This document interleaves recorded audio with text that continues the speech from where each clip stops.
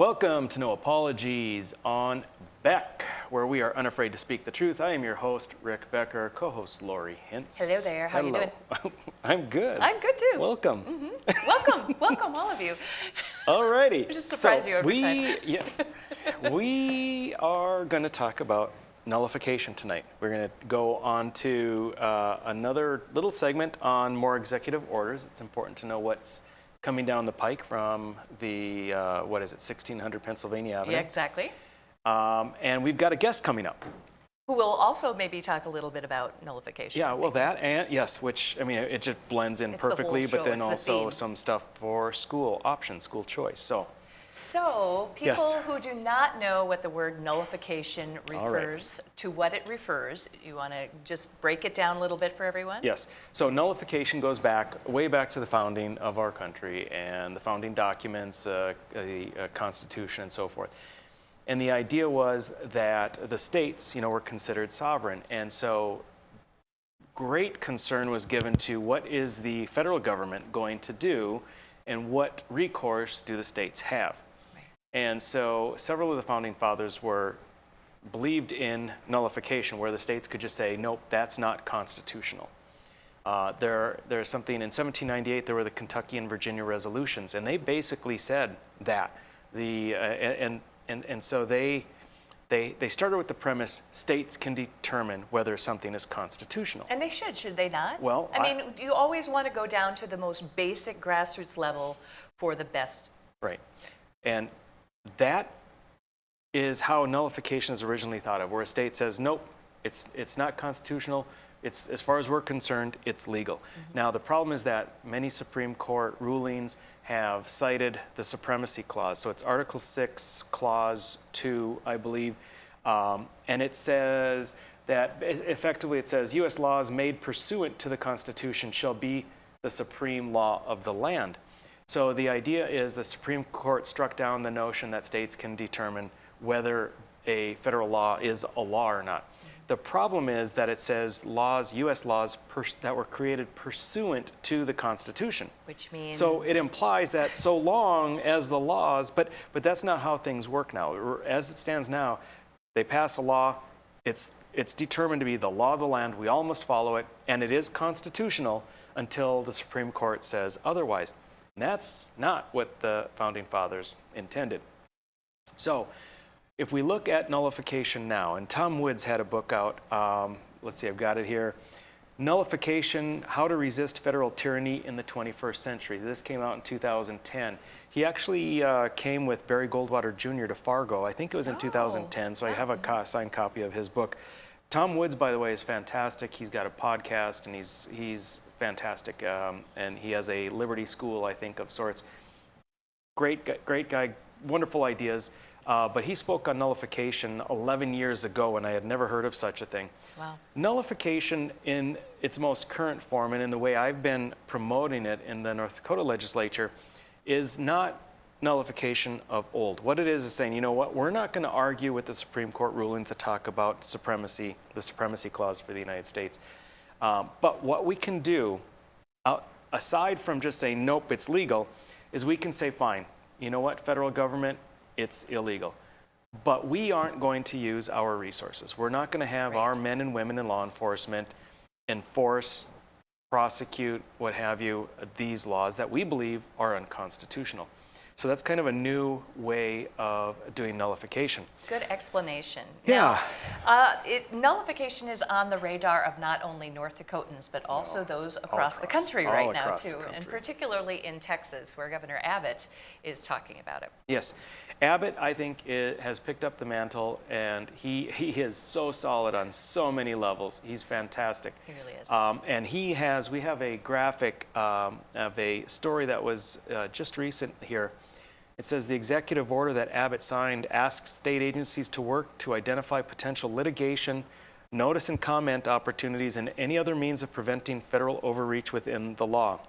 Abbott called the order a homework assignment for every agency and threatened to fire agency leaders who do not go along with it. I love that. Yes. That is fantastic. A homework assignment. Yes. Perhaps that should be adopted. Homework assignments Absolutely. for And agencies. I like that. Abbott, as far as I'm aware, is a proponent of the concept of nullification. He is a proponent of Article 5 conventions, rather, something we talked about recently. Right. So he is all about state sovereignty, which, you know, for Texas's reputation, you know, it seems apropos. Right, apropos. That's Yes. so true. So we've got several bills in the North hopper Dakota legislature. in the North Dakota legislature that deal with addressing, trying to retake state sovereignty. We often refer to the 10th Amendment. Right. The 9th and 10th Amendment. 9th indicates that if it's not enumerated in the Constitution, then the federal government doesn't have the power.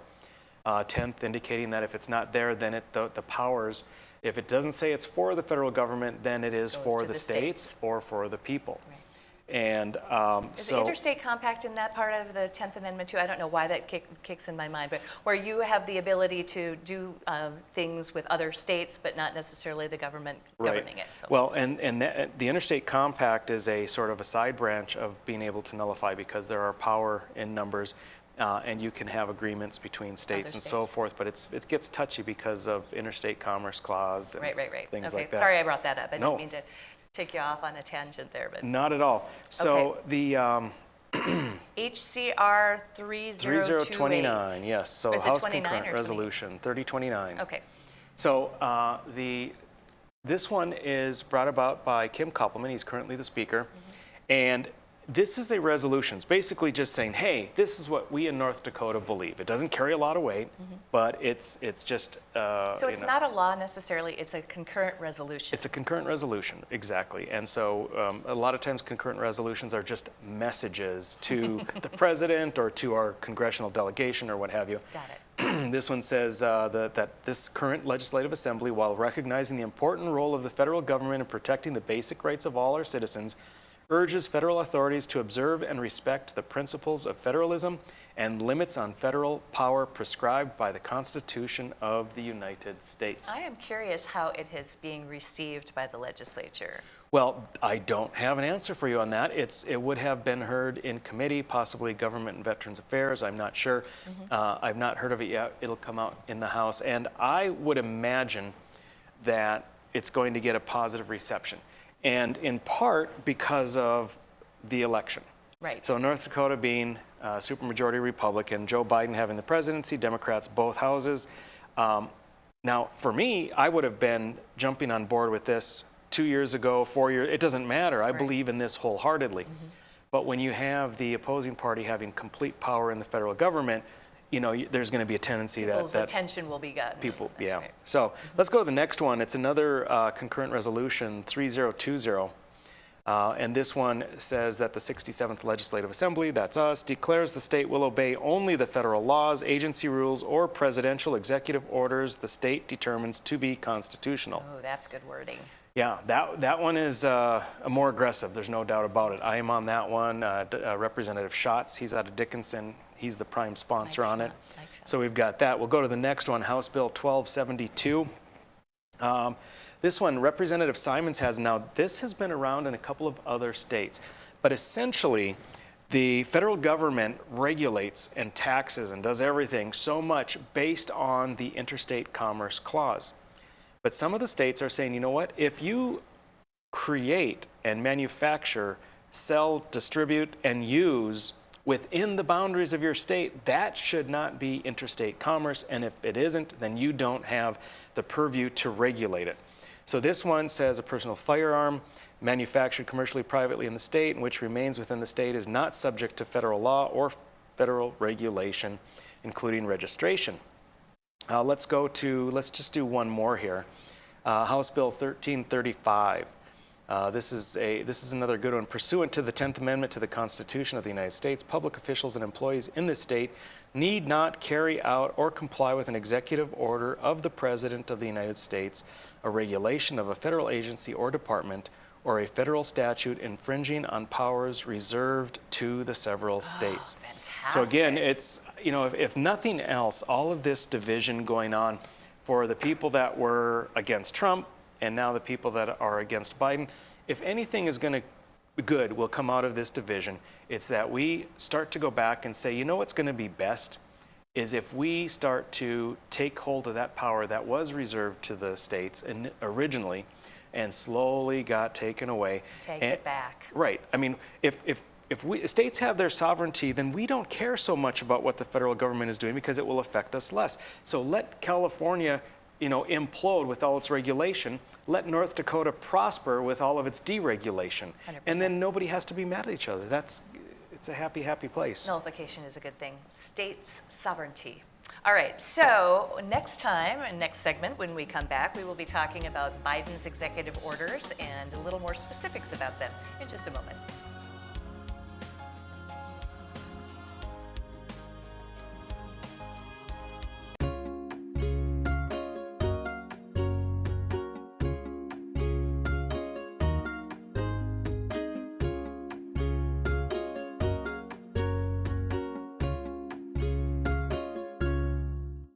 Capital City Restaurant Supply is your one-stop shop for quality restaurant products for the large to small kitchens. Commercial-grade restaurant and bar supplies, limb game processing equipment, refrigeration, dinnerware, and smallware. We sell everything including the kitchen sink from trusted manufacturers for the chef and all of us. Open to the public since 1971, we are veteran-owned and North Dakota proud. Let us take care of your restaurant and home kitchen needs today by visiting us at 1414 Interstate Loop in Bismarck or on the web at capitalcityrestaurantsupply.com. Heroes and Icons is now Cozy TV. Don't worry, you'll still get your favorite Beck News programming without changing the channel. Real people, real news, Beck News. Hi, I'm Dennis Haugen, along with my sons Andy and Mike, and we're showing our support for wind energy in North Dakota. Wind energy has provided farmers like us with a steady stream of income that's not tied to the weather like crops and cattle are. Another bonus is that wind farm owners are required to maintain the roads leading up to the turbines. Because of that, oftentimes these roads are the best in the county. Wind energy is good for landowners, it's good for the land, it's good for our economy, and it's good for North Dakota. There's nothing more important than family. And at Prairie Rose Family Dentists, we get it. That's why we have more locations, more dentists, specialists, extended hours, pediatric clinics, and even emergency appointments, so you can always be seen. Book your appointment today at prairierosedentist.com. Prairie Rose Family Dentists. We are family. 40 years ago, Aero Service Team started with one truck and lots of hard work. Times may have changed, but the hard work that we put in to get your lives back in order after fire, water, and disaster hasn't. Over the years, we've seen so many families lose their belongings due to water and fire damage. Restoring homes back to the original state has made every hour of hard work well worth it. Thank you for trusting our family with yours. When disaster strikes, you only have to make one call. Aero Service Team does it all. Pub 21, your one stop for fun, drinks, and food. Our spacious facility provides COVID-safe fun for you and all your friends. With nightly bingo and specials, you can be sure there's something to do for everyone.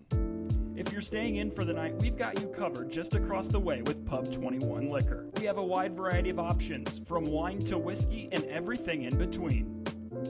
Stop in today at 1014 South 12th Street in Bismarck to see what all the buzz is about. You won't be disappointed.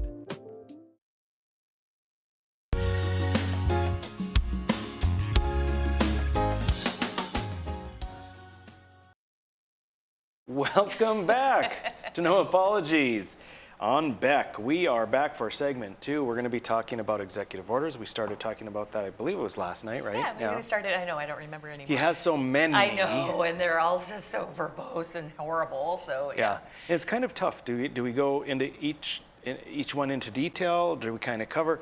So we're sort of picking a middle ground here, I think. And that's all right, I guess. We're at, I think, the third of his executive orders. We did 1, 2, no, we're at the fourth. You're right. Mm-hmm. We've done 3 so far, so we're at number 4. So this fourth one is the proclamation on ending discriminatory bans on entry to the United States, i.e., ending bans on entry into the United States immigration.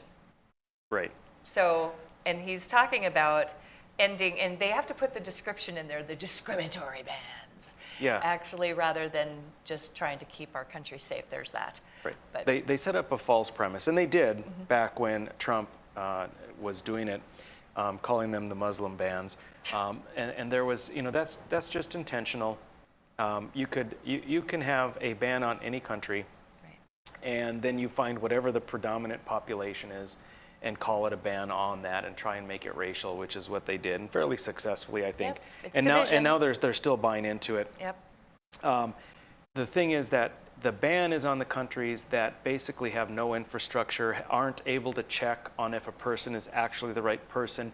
Countries that are known to be places which harbor terrorists. Or through which Muslim extremists come through, whatever it might be. And so, yes, a lot of the countries that were banned in their population had more Muslims than not. However, if you came from another country, it didn't matter if you were Muslim, Christian, Jewish, or anything else. Right. There was no Muslim ban. I mean, who should take the credit for the fact that the countries, the problematic countries, happen to be majority Muslim? I mean, it is what it is. And then later, they were more on the subcontinent, especially of Africa, or actually, I guess this could be above the Sahara too. But the order was really discriminatory too, when you think about it, because it discriminated against people who were applying from states where there weren't visas available, or the order didn't discriminate against people of any religion or any color or anything like that. But it was kind of discriminatory because it was protecting the country. So in that way, if you look at it, it was kind of discriminatory, but in a good, safe way. Right. The word discriminate. We want to discriminate on who we let in. We don't let people in that we believe are more likely to do the country harm. Exactly. Or people who we are not able to vet properly. And vet was the word that was used during the Trump administration.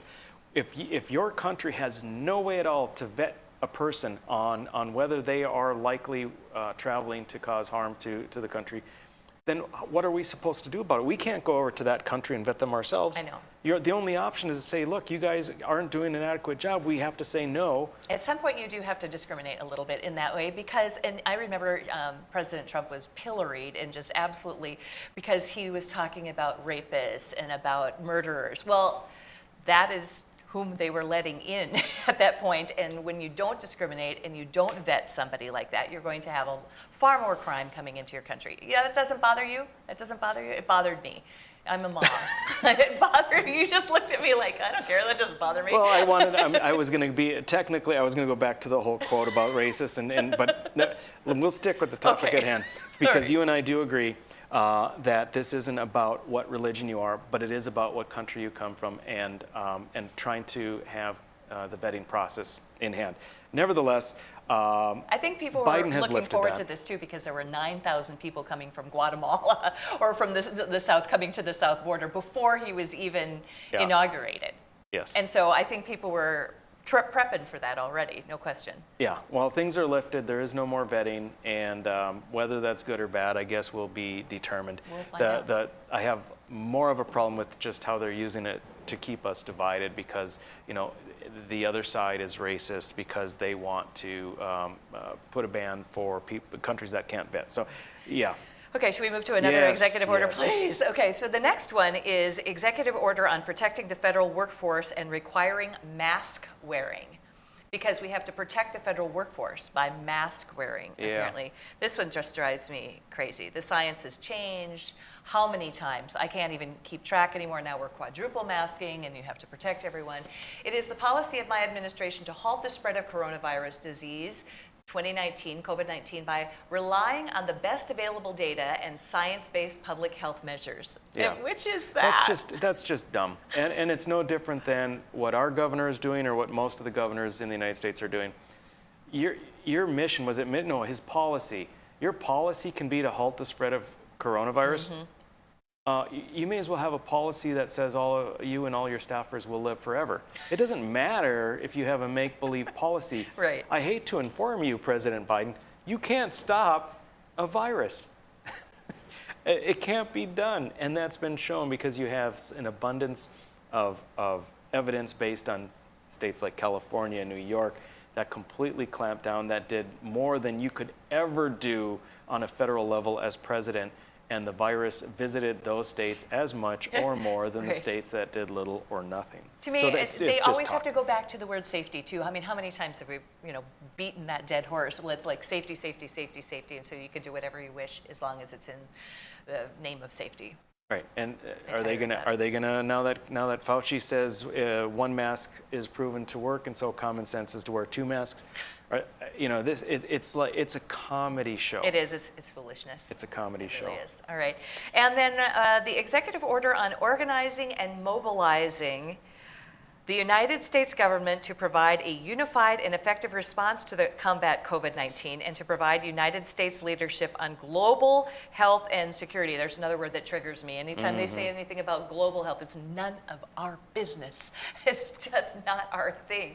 This order creates the position of coordinator of the COVID-19 response and counselor to the president, and takes other steps to organize the White House and activities of the federal government to combat COVID-19 and prepare for future biological and pandemic threats. Yep. So this is the setup. They are setting the table so that they can have a very, very swift response to the next wave for coronavirus or the next virus that comes along. Sounds like a setup to me. Yeah, it's everything's going to be in place because they very much are all about government control, regulations, shutting things down. And just wielding that control. And we had there's evidence, and many papers are out, that as many or more people will be hurt and die secondary to the shutdowns than they will of COVID itself. Now this is the actual title for the order here, but coordinating a government-wide effort to reduce disparities in the response, care, and treatment of COVID-19, including racial and ethnic disparities. Here it is again. They have to literally put it into everything that they are talking about, this equity thing. And we're going to talk about equity a little later. We talked about that last night. Are you aware of anyone who was not allowed to get the virus based on the color of their skin? I don't think so. Or on the size of their wallet? Or even the response. I mean, I think about New York, and I think about all of the beds available on the ships, and I think about the governor putting people in nursing homes, and he did not choose, okay, this ethnicity or that ethnicity in any of that. He just let them all die. I mean, it was like it wasn't even a big deal to him. Right. Well, and we're going to see it. We've talked about it before. We saw it in other executive orders. We're going to see it in future executive orders that we cover. But everything goes back to, it's as though saying that it's addressing racial inequality or inequity. If it says it's addressing social justice, environmental justice, any kind of justice, then that somehow girds up the evidence for, wow, this is an amazing policy that we have. And people just kind of apparently buy into it. Instead, I'd like to have people ask, well, what do you mean by that exactly? In what way exactly? In what way are we having a problem? In what way is there racial disparity in how we respond to COVID? I mean, quit with just the verbal diarrhea and just spouting it. I mean, let's base things in fact. That's a great idea. Base things in fact. We will base things in fact when we come back with a guest. I'm so excited about this. Seabass is here. Seabass. Next.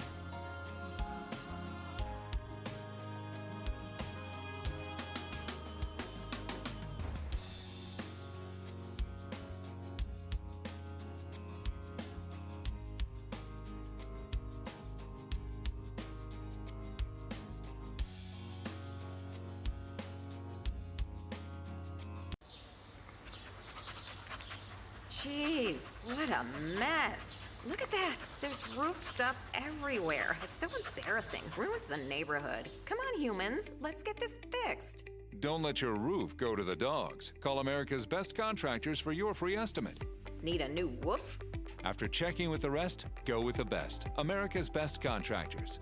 258-2412. Online at americasbestcontractorsincorporated.com. In southwestern and south central North Dakota, on any given day at any given moment, a Dakota Community Bank and Trust customer is logging in or signing on to do their online or mobile banking. We believe that community banking can blend both the past with down-home customer service in-house and the future with modern banking conveniences and technology for our customers anywhere, like here or here, all while honoring our long-standing tradition of community-first oriented banking here at Dakota Community Bank and Trust. Everybody needs an off-season, but our announcers have a tough time slowing down. Hey, do you mind if I practice a little bit? Right, I'm really big man. Johnson holds, shoots, he scores! Incredible! For the second time today, Brent has jammed the printer. Lowry's third caramel roll of the day. That's a bold move. And he drains one. Blind squirrel finds a nut. And back to normal.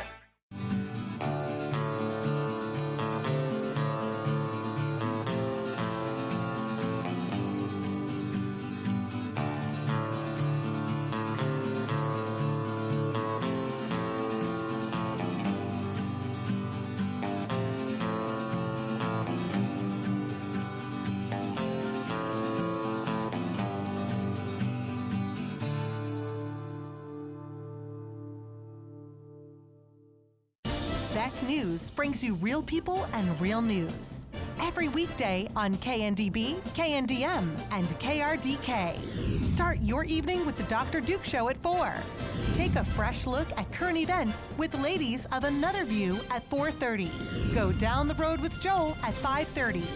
Watch No Apologies with Becker at 9. Cap off your night with No Filter with Debbie at 10. Beck News. Real people, real news. The professionals at Superior Glass provide residential and commercial glass installation and repair services in central and western North Dakota. Superior Glass is your source for stained glass projects, mirrors, windows, touchless, and automated entry solutions. Stop by and see us at 3323 East Broadway in Bismarck or call us at 701-258-5600.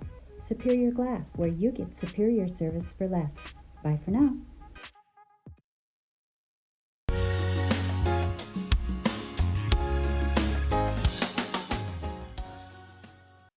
Hello and welcome back to No Apologies on Beck, your after-hours oasis of sanity. I'm your host, Rick Becker, our co-host, Lori Hintz, and our distinguished guest, Representative Sebastian Ertelt, representative from District 26. I'm looking at his name tag.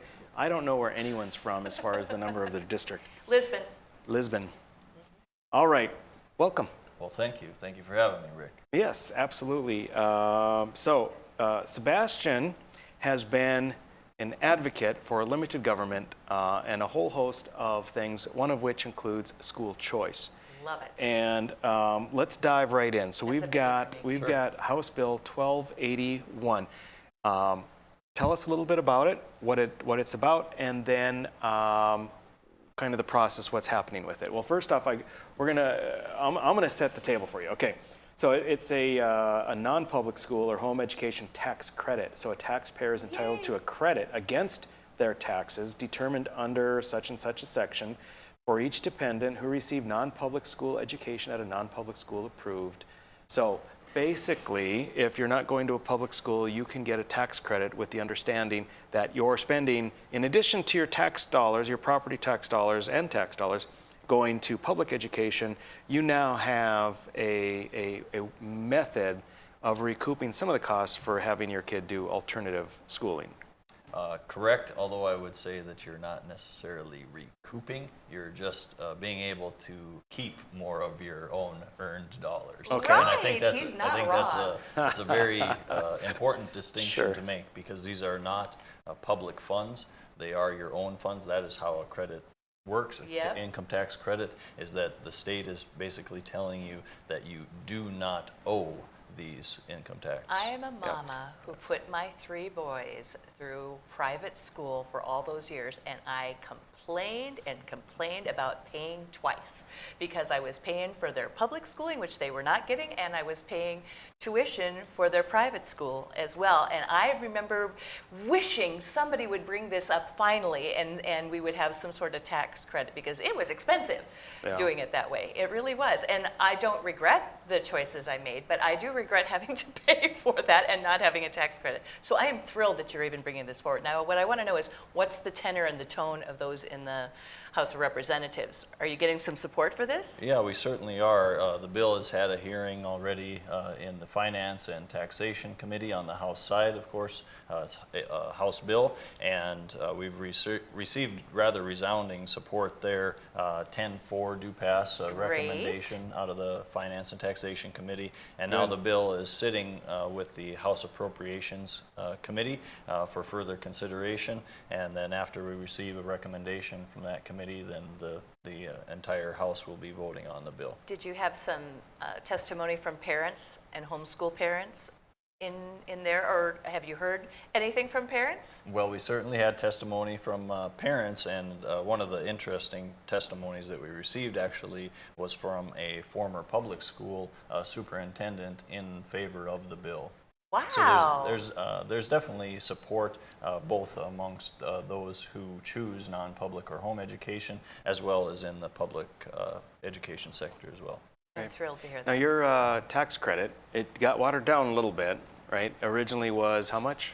$2,000 per student was the original drafting of the bill, and that's actually how we ended the last session. So I had actually introduced this bill last session as well, and was amended in the prior session to the $2,000 level per student, and that's where I started this year. It has been amended by the Finance and Taxation Committee down to the $500 per student level, and then there's one other provision in there about a carry forward provision. So the tax credit is limited to the individual tax filer's tax liability, and so the carry forward provision would allow them to claim anything that they weren't able to if they were limited by that tax liability in the next taxable year. I'm okay with this because incrementalism. So start at that amount and then up it year by year. Just saying. What? How much does it cost? Are you thinking to private school or homeschool average a year? Let's just say private school. Sure. So I apologize, I don't have those numbers right in front of me, but if I remember correctly, the range is anywhere from around $3,000 up to $6,000 or more, and obviously it is going to vary from school to school what the cost is. And the reason I would say for the large variation, at least one of them, is that you have different donations that do occur to those schools. And you see that actually variation in the public school setting as well, where we start with a state base aid per pupil payment, but that gets adjusted for different factors. I know that some schools receive as much as $16,000 per student. Right, and that's what I wanted to bring up, is that private school is going to be maybe $5,000, $6,000, $7,000, but the cost for public education is $14,000, $15,000 per student. So right off the bat, private school is a more efficient option. And if we can make it a little bit easier for parents to be able to elect to do that choice, if that's what they feel is best for their child, I think that's only a good thing. Yeah, I would agree.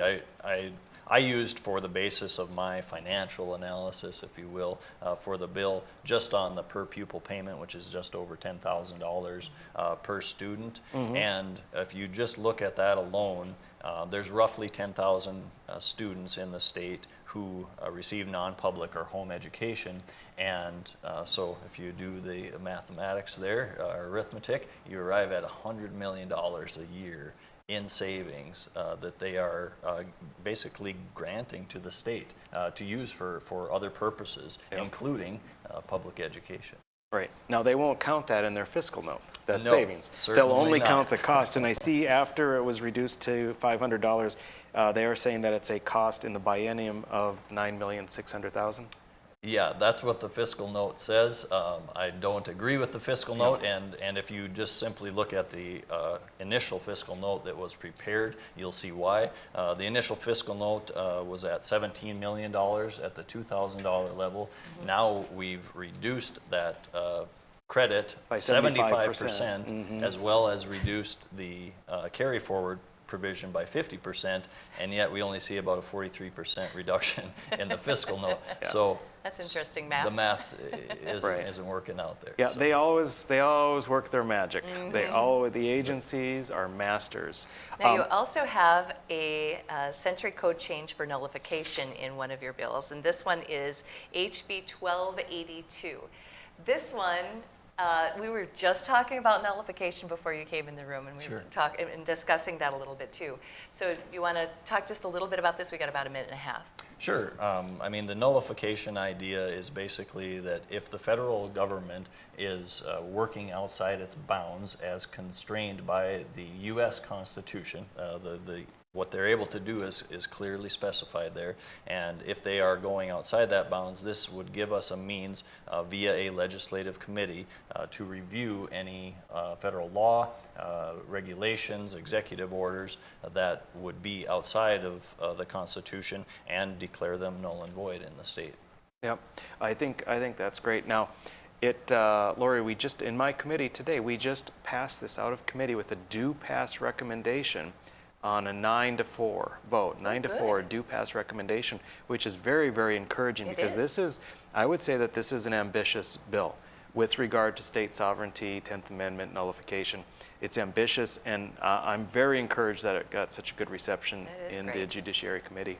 I am too. I appreciate your work on it.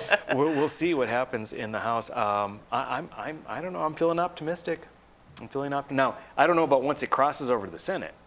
Yeah, I mean, it's always a challenge, I think, between the two chambers, and that's one of the reasons why there is a provision for the two in our Constitution, state Constitution, and at the federal level. Funny it's that a you should check and say balance. That because coming up in Brain Food, we're talking about separation of powers. Sure. Just saying. So it's like all going together here, too. Thank you, Sebastian, very much for coming and being on the show today. Yeah. Thank you. Good work. Thank you really appreciate you having good luck me to here. you. Yeah, thank you. All right, we'll come back with some Brain Food next. Howdy folks, it's the County Cafe. I reckon it's time you're due for a hearty meal. So saddle up for the day with one of our Hey Bussin' breakfast homemade soups. Fill your grill at a salad bar, sink your teeth into our famous County Line burger and barbecue ribs. Top it off with spur rattling pie with a calm roll that's sure to put a smile on even the toughest outlaws. Shake the dirt off the boots each night and warm up with the gang. Tell them about it, Stacy. I can't wait to see you at the County Line. Since opening in Hebron in 1940, Dakota Community Bank and Trust has been your hometown bank. Our mission has been to provide modern banking convenience with old-fashioned hometown service. We've grown with the communities we serve through year-round events, countless sponsorships, and nearly 7,000 hours of volunteering each year. Learn more about our 80-year history at dakotacommunitybank.com. Capital City Restaurant Supply is your one-stop shop for quality restaurant products for the large to small kitchens. Commercial-grade restaurant and bar supplies, limb game processing equipment, refrigeration, dinnerware, and smallware. We sell everything including the kitchen sink for trusted manufacturers for the chef and all of us. Open to the public since 1971, we are veteran-owned and North Dakota proud. Let us take care of your restaurant and home kitchen needs today by visiting us at 1414 Interstate Loop in Bismarck or on the web at capitalcityrestaurantsupply.com. Jeez, what a mess. Look at that. There's roof stuff everywhere. It's so embarrassing. Ruins the neighborhood. Come on, humans. Let's get this fixed. Don't let your roof go to the dogs. Call America's Best Contractors for your free estimate. Need a new woof? After checking with the rest, go with the best. America's Best Contractors. 258-2412. Online at americasbestcontractorsincorporated.com.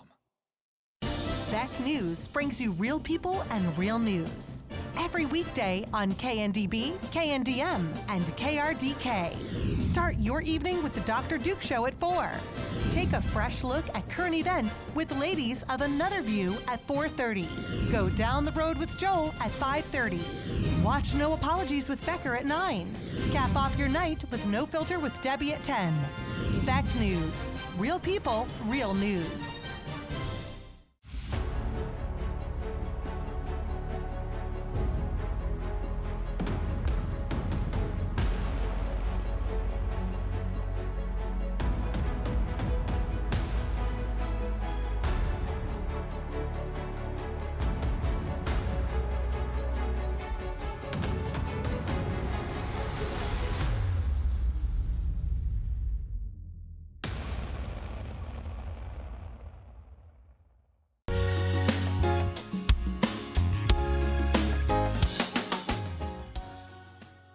All right, you're back, we're back, here we are. It's No Apologies on Beck.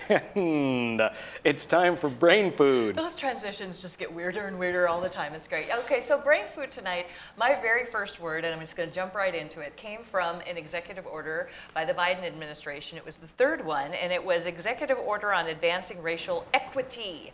And this word equity is, I do not think it means what you think it means. If you were a Princess Bride fan, you know what I'm talking about. Anyway, equity is a noun, which means justice according to natural law or right. I like that definition, specifically freedom from bias or favoritism. That is what actual equity is. The equity that they're talking about in the executive order is definitely favoritism. So something that is equitable, the money, value, or property. This is another way of using equity, is the money value of a property, of an interest in a property in excess of claims or liens against it.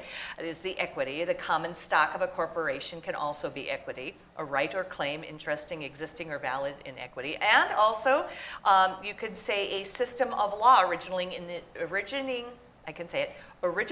in the English Chancery and comprising a settled and formal body of legal and procedural rules and doctrines that supplement, aid, or override common and statute law. My favorite part of the equity description is a body of legal doctrines and rules developed to enlarge, supplement, or override a narrow, rigid system of law. Equity. Some synonyms for equity include detachment and disinterest, even-handedness, fair-mindedness, fairness, impartiality, justice. Equity and justice are synonyms of one another. Neutralism, neutrality, nonpartisanship, objectiveness, and objectivity. Equity. That's what equity actually means. Have you seen the a graphic or a drawing where they try and discern the difference between equality and equity?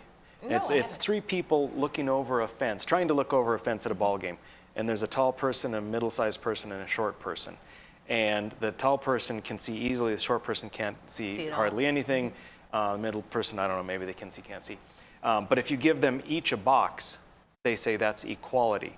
Well, the short person still can't see anything. They're still too short. The tall person needlessly is extra high, the middle person. So then they say the difference is with equity, you take the box from the tall person, give it to the short person, now all three can see.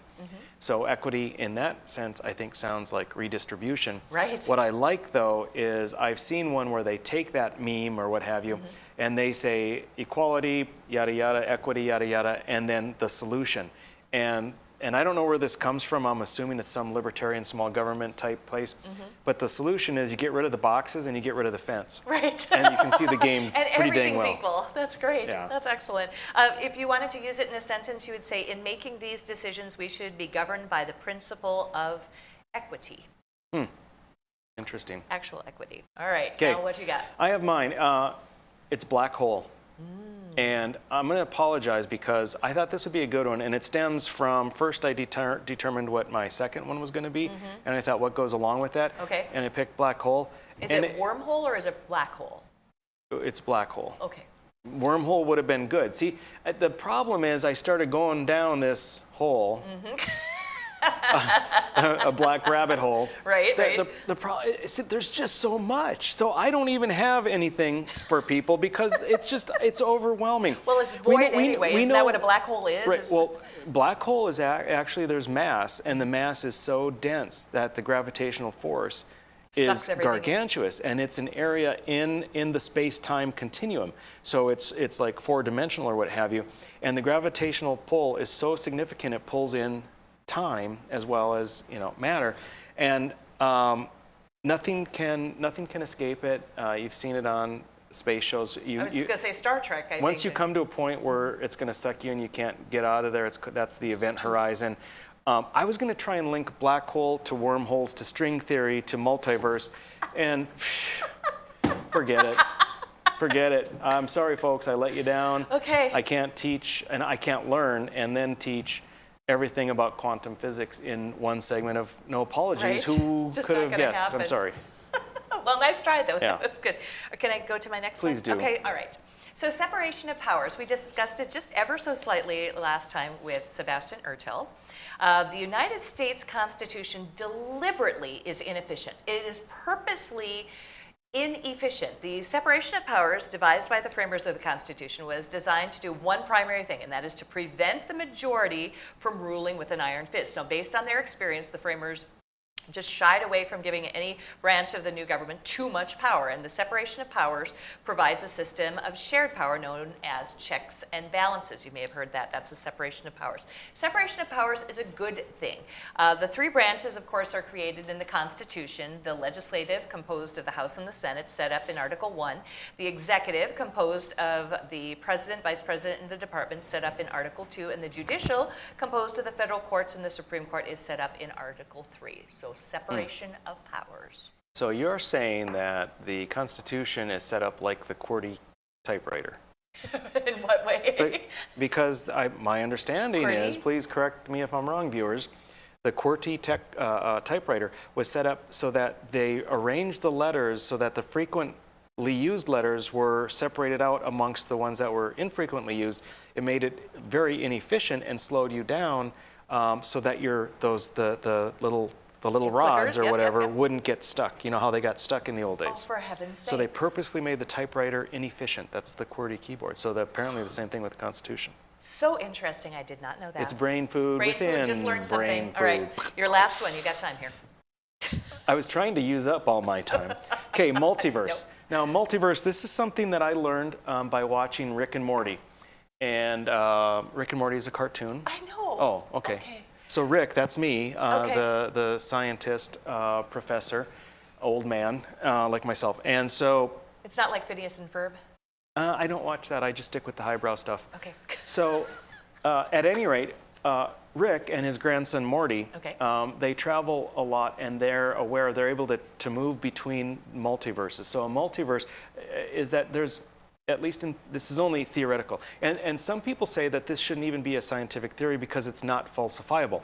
And I don't know, for those that joined us when we first started, we talked about scientific theory and that something needs that's based in science facts. needs to be falsifiable. You have to be able to prove whether it's false or not.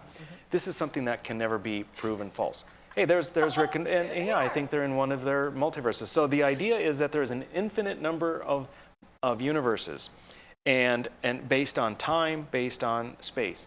And so, for instance, in another universe, perhaps concomitantly, I don't know, I would have prepared black hole better, and I wouldn't have thrown my pen. And maybe in a third universe, I would have thrown my pen, and it would have poked your eye out. Right? I don't know. So that's a Safety multiverse. For those of you that still don't understand, I suggest you watch Rick and Morty. He just said to watch a cartoon. I love that. All right. Okay. Hey, thanks for watching today and learning on brain food about Rick and Morty. That was fabulous. Yes. One more segment. Stick with us. We will be back. We're going to talk about You Didn't Know.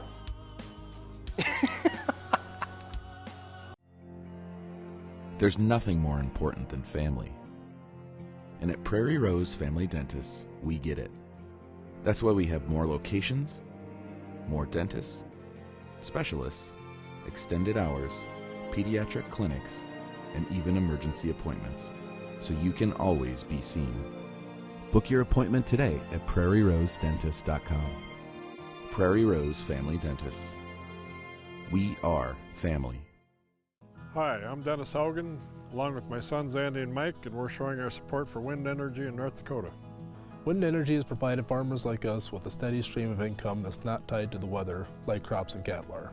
Another bonus is that wind farm owners are required to maintain the roads leading up to the turbines. Because of that, oftentimes these roads are the best in the county. Wind energy is good for landowners, it's good for the land, it's good for our economy, and it's good for North Dakota. 40 years ago, Aero Service Team started with one truck and lots of hard work. Times may have changed, but the hard work that we put in to get your lives back in order after fire, water, and disaster hasn't. Over the years, we've seen so many families lose their belongings due to water and fire damage. Restoring homes back to the original state has made every hour of hard work well worth it. Thank you for trusting our family with yours. When disaster strikes, you only have to make one call. Aero Service Team does it all. Rush hour traffic in North Dakota is almost unheard of, Noah. I'm speechless. It's something you just don't see around here, especially at this hour of the day. Brian, can you say anything from your perspective? Guys, I can. All of this traffic is because some doofus drove off the road. Doofus? Well, let's hope you can help him out of there. No. We'll be right back after this commercial break. All right, great job. Yeah, that went very well. The professionals at Superior Glass provide residential and commercial glass installation and repair services in central and western North Dakota. Superior Glass is your source for stained glass projects, mirrors, windows, touchless and automated entry solutions. Stop by and see us at 3323 East Broadway in Bismarck or call us at 701-258-5600. Superior Glass, where you get superior service for less. Bye for now. Now is the best time to plan for your 2021 farm equipment needs. North Dakota-based Summers Manufacturing is currently offering early order savings. Take advantage of big savings on North America's broadest tillage line, including the Super Coulter Samurai and the innovative VRT Renegade, as well as the best built, best backed land rollers in the industry. Talk to your Summers dealer today or go to summersmfg.com to learn more about early order savings available on all Summers equipment.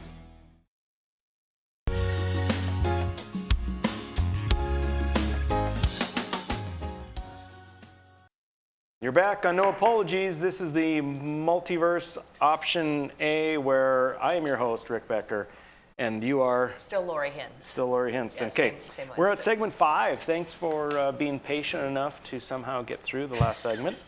I appreciate it, I really do. So you kind of gave this segment to me because I thought it was fascinating, and so thank you for letting me have this one too, because the truth of the matter is, you would think that the congressional elections would be completely done by now, right? It's February, it's Groundhog Day. How long ago? 3 months ago we had an election, right? So you would think that the House would be all seated. Nope, it's not done yet. They still have races out there. There are 2 in Louisiana for various reasons that are not filled, which I'll get to. And 1 in New York, which they're close to calling finally now. It's craziness. How is that possible? I know, right? You would think it's like 3 months. How does it take so long to get these things counted? I mean, electronically, you would think it would be faster and slower if you do a hand count. Well, they haven't even done a hand count. If you were diligent about it, you could actually, like one person, could have hand counted all of the votes by now over the course of 3 months. I absolutely agree with you. So we're going to show a little graphic here right off the bat that it talks a little bit about what is going on in New York. And the deal, well, first, all right, we're backtracking. So there's 2 seats in Louisiana. In their 5th district, Republican Congressman-elect Lute Letlow passed away. He died December 29th of COVID before assuming office, and then in Louisiana's 2nd district, Representative Cedric Richmond resigned his office to go into the Biden administration's office. So those 2 seats are open. Both Louisiana seats will be filled, of course, in the special election on March 20th. And then you get to the next graphic, and in this one, we are talking about, it's February, New York's 22nd district still doesn't have a representative, and then this one is really frustrating because Republican Claudia Tenney has effectively won but is still unable to be sworn in. The deal is it's a big legal challenge. As always, what's going on is the Supreme Court, at last count, she led her opponent by 122 votes of more than 316,000 cast for the two candidates.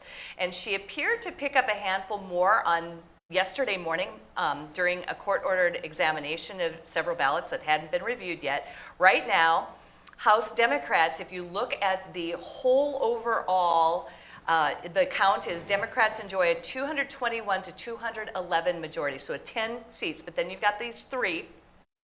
And the interesting thing about this is that a Republican's basically likely, as you can see on the screen, likely to win Louisiana's 5th district, and a Democrat is extremely likely to win in the 2nd district. Thus, what Tenney is doing then is, when she is seated and the 2 Louisiana seats are resolved, the Democrats will have a 222 to 213 majority. What is that? That's 9. And Republicans will be aiming to pick up at least 5 more seats in the 2022 midterms. And that's the big aim of all of this, but it's just amazing to me that they still have this, still underway 3 months later. I was shocked. I thought it was all over with. I figured it was pretty much done. And I started digging into it, and I was like, it's not even done yet? One thing that's interesting about this, too, is we've talked multiple times about the hypocrisy, the double standard. And the outcry that comes from the left typically when it suits them, and then mum's the word when it doesn't. This is another one of those situations where in these particular districts, they are suing and demanding recounts and on and on and on. But the other segment of that, of the left, of the Democrats, at the same time, are anyone who is saying, hey, there should be a recount, there's concerns, we need to look at these, there should be a lawsuit. They're treasonous. Exactly. They're traitors to the country because they want to ensure election integrity. I think the Democrats here have every right to do what they're doing. Ask for recounts, sue where you need to sue. If there's questions, figure it out.